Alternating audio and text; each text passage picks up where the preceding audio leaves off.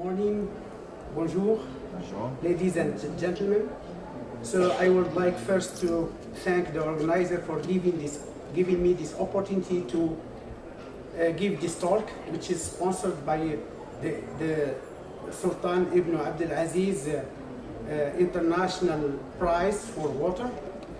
And I would like to give you first a movie which gives give you an idea about this prize, because it offers the encouragement to the people who are investing not only money but also science, research, developments, enterprise, etc., which are giving a lot of insights and also giving technology, creativity, etc.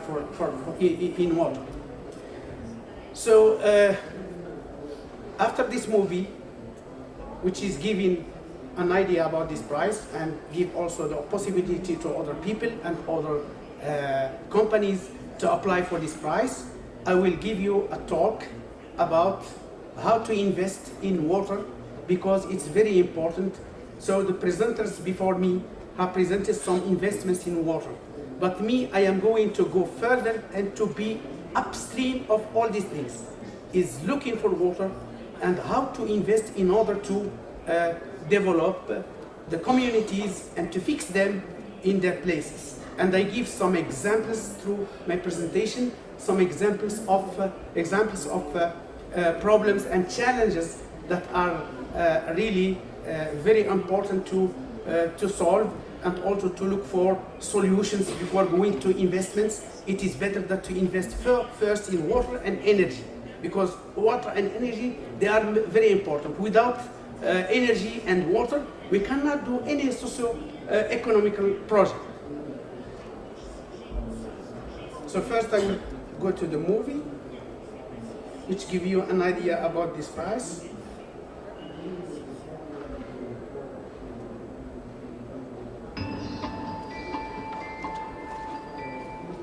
Saudi Arabia's former Crown Prince, His Royal Highness Prince Sultan bin Abdulaziz, believed that creative scientific solutions were needed. Therefore, in 2002, he established the Prince Sultan bin Abdulaziz International Prize for Water to award cutting-edge innovation in water science. The Prince Sultan bin Abdulaziz International Prize for Water is a non-profit, non-governmental organization. It has special consultative status with the United Nations Economic and Social Council and participates on the UN's Committee on the Peaceful Uses of Outer Space. It co-organizes the International Conference on the Use of Space Technology for Water Management in various countries around the world. Indeed, many prize winners have utilized space technology in their research. In order to award innovation in every aspect of water science, the Prince Sultan bin Abdulaziz International Prize for Water offers a suite of 5 prizes covering the entire water research landscape. The Creativity Prize awards interdisciplinary work that provides a breakthrough in any water-related field. Former Creative Prize winners include Dr. Ignacio Rodriguez Iturbe and Dr. Andrea Ronaldo for establishing the new and important science of eco-hydrology, and Dr. Ashok Gurjeel's team at Berkeley for inventing an economical and effective way of removing arsenic from groundwater. The award ceremony for the 7th award is being held at the United Nations headquarters in New York. The Creativity Prize is awarded to the team of Dr. Rita Colwell and Dr. Shafiq al-Islam for developing and testing a model that uses chlorophyll information from satellite data to predict cholera outbreaks at least 3 to 6 months in advance. The Creativity Prize is also awarded to Dr. Peter Webster for his work on ocean-atmosphere interactions and their effect on monsoon strength, which is used to provide 1 to 2 week lead time forecasts of monsoonal floods that often provoke catastrophic inundations in highly populated coastal regions. The Surface Water Prize is awarded to Dr. Gary Parker, one of the world's premier river geomorphologists, for work that clarifies the vexing problem of meandering rivers a field that has long been an uncharted territory of geomorphology and sediment transport. The Groundwater Prize is awarded to Dr. Tissa Ilangisekere for his work to improve the fundamental understanding of fluid flow and chemical transport in porous media through innovative multi-scale experimentation and modeling, leading to the reliable prediction of the long-term fate of pollutants in groundwater systems. The Alternative Water Resources Prize is awarded to Dr. Rong Wang and Dr. Anthony Fain for developing novel hollow fiber membranes. Their work combines forward osmosis with a reverse osmosis inner layer and a previously undiscovered positively charged nanofiltration outer selective layer, substantially reducing the effects of scaling and flux losses. These membranes promise to be a key factor for reducing the energy required for water treatment by membrane processes.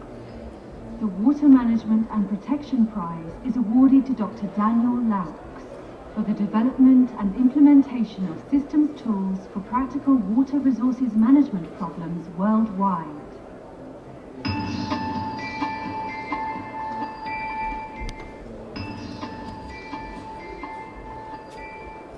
Saudi Arabia's former Crown Prince, His Royal Highness Prince Sultan bin Abdelaziz, believes that creative science... So the new edition of the 8th prize is open now and people can apply, or the companies can also apply for this prize. So now I go directly to my second part of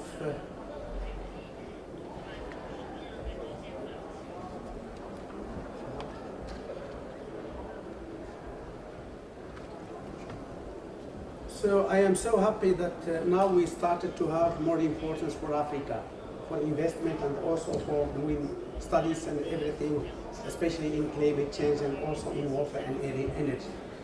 So this second presentation, I will give you some idea about the water resources management and climate change.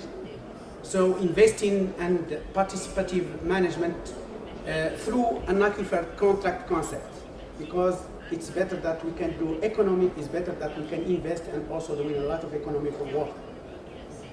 You can imagine that sometimes that we can make a socio-economical project, and if we don't think about water and energy, we will suffer later on, and we can have a lot of problems. And through this presentation, we will see that many people are abandoning their farms because of water, several thousand of hectares.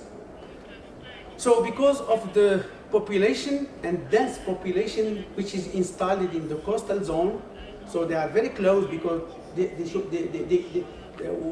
know that the people, they want to install, to be installed very close to water. So they are mainly installed near rivers and also near sea, because to facilitate also their life. That's why we have the thing from our ancestors. So and with the increasing of the population, the available water resources are overexploited, especially for groundwater. When we have climate change, when we have droughts, when we have is groundwater which becomes very well exploited, and we can have a lot of problems when we don't care about the management of these water resources. So we can have also other risks of floods, pollution, which can come from upstream, from mountains, from once, and it goes directly to the plains, to the coast, and we can have problems for floods. But we have to also to be careful, because we have sea behind, and the sea can give a lot of problem for seawater intrusion, which make the quality of water not acceptable. So we have, in that case, seawater intrusion. We have degradation of the quality of water from the sea. We have also floods. We have overexploitation, and you can imagine the problems that we will suffer, and the population that can suffer in these areas. So if we can add this climate change to all these constraints and these problems, we can imagine temperature which will increase. What means temperature? Less precipitation, so more evapotranspiration. Sea level which increase also, sea level rise, so more seawater intrusion, invasion of water, and we have a lot of problems. So we have to think a lot in in managing water resources. So many people are really abandoned and are immigrated to the cities or to other area because they cannot be fixed in their places due to all these problems. So I will give you some examples, two examples, one from the coast and another one from the wages. So I will directly, just to give you an idea here in Morocco, because Morocco is belonging also to Africa. Look, if we continue in this way for climate change, look what will happen. So the humid period in Morocco normally started from October to May. But now, if we continue in this way of not doing any action about climate change, what will happen? There will be only 2 months only in the year which will be humid. It's only December and January. The rest of the months will be completely dry. So this is the situation what we will have if we will continue like that. That's why we are here in the COP22 in order to see how in order to go to action in order to decrease the temperature to less than 2 degrees. So we have some aquifers. I am going to talk about the Souss Massa aquifer, which is too much overexploited, and we have a lot of predatory seawater intrusion. Also we need a lot of energy because all the wells are located at 250 meters or 300 meters, and you can imagine the energy that we need in order to pump water from this level. So this is Al Hoceima near the Mediterranean Sea. We can imagine in 2014 we have a lot of problems to supply only population, not irrigation but population. There is only one aquifer and one dam reservoir, and this dam reservoir was completely dry because we didn't have a lot of precipitation. It's only 100 millimeters instead of 400 millimeters. And now we are starting to build already a desalination plants in order to reinforce the supply of water for the city and the agglomerations. And we can see already the deficit of water. It's almost around 4 million of cubic meters. So this is, you can imagine, you see the temperature, it is increasing only during 3 years, and we have less precipitation. Increase of temperature, and we can imagine that the dry period becomes March to October. 8 months only of dry period in Morocco, in the north of Morocco, which is very well known as humid area. So you can see here, this is the sea here, and we are pumping here, and you can see in this cross section here, seawater intrusion which enter by the deep area, and it can go further, and after, if we have wells there, they can be destroyed, and you can only pump salt water, and you can irrigate it with salt water. What will happen if we irrigate with salt water? We will destroy completely the culture. Because the soil becomes salty, and any salty soil cannot give any culture. So water is salty, the soil is salty. What would be? We have no solution. The population has to immigrate, has to abandon their farms and to go further. This is the case what's happened in the south of Casablanca, not far from here, between Casablanca and El Jadida, of one aquifer which is called the Shawiya, the coastal Shawiya. This is the case of the Shawiya. You can see already here. So Casablanca is here, and this is the south of Casablanca, and this is irrigated area from groundwater. And you can imagine all these coasts become salty, and the people can irrigate only with salt water. And finally, they abandon this party, and they can immigrate somewhere where they can survive, when they can find water, where they can find also some employments. The second case that I would like to present to you is the oasis. This is the Tafilate oasis located in the south of Morocco, in the east of the Atlas Mountains.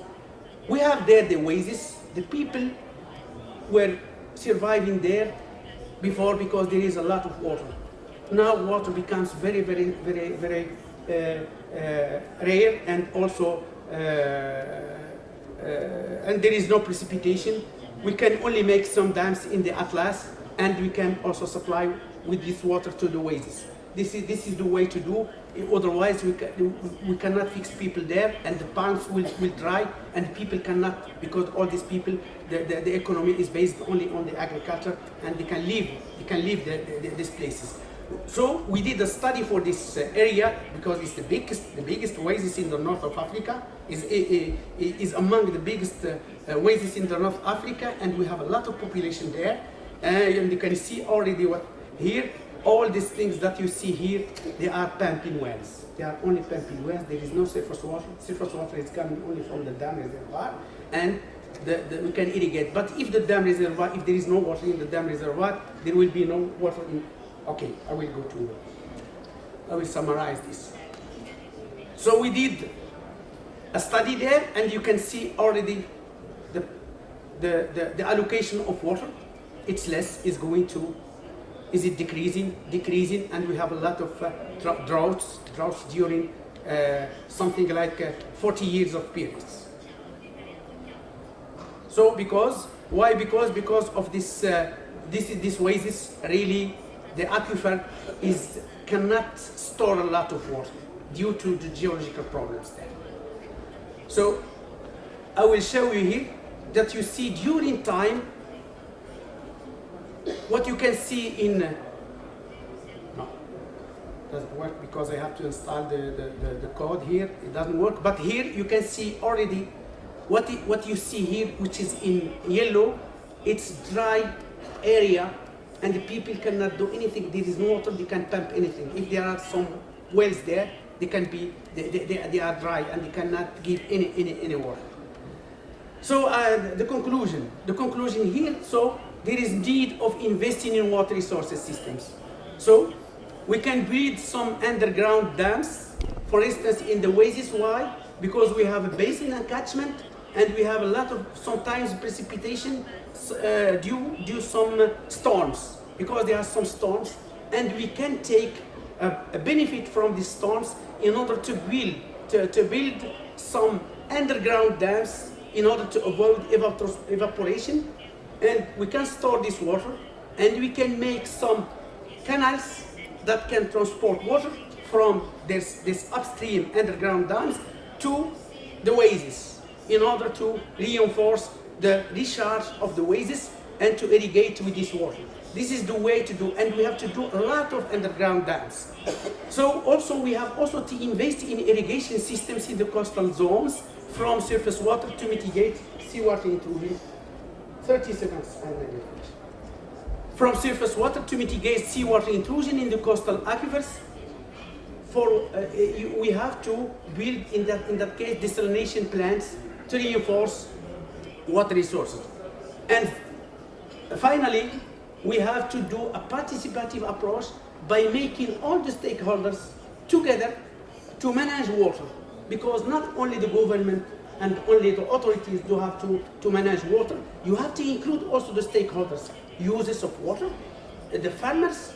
They have to be, and to show them how to manage this, to help them, to give them tools. The government has to give them tools, and these stakeholders have to participate in the management, in the exploitation, because they will understand the problems and they will know everything.